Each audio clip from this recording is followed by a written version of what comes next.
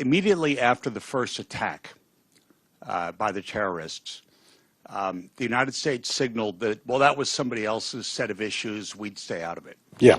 And within, I think, about 24 hours, the U.S. was, in fact, in trying to mediate. And the vice president was both the one who said, no, it's not our issue, and also the one who came in and weighed in and did.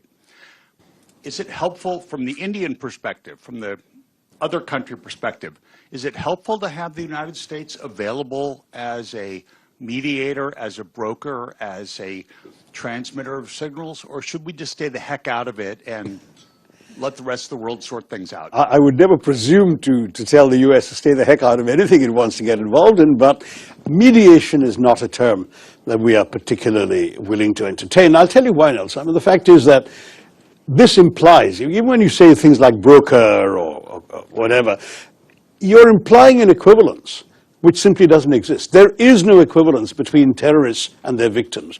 There is no equivalence between a country that provides safe haven to terrorism and a country that's a flourishing multi-party democracy that's trying to get on with its business.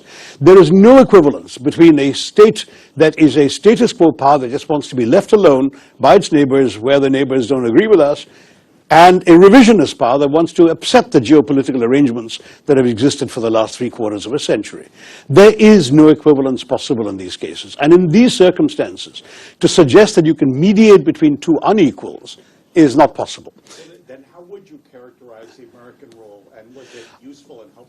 I'm guessing to some degree, Nelson, that the American role would have been, first of all, to keep themselves informed with conversations with both sides. And certainly my government received a number of calls at high levels from the U.S. government, and we appreciated their concern and their interest.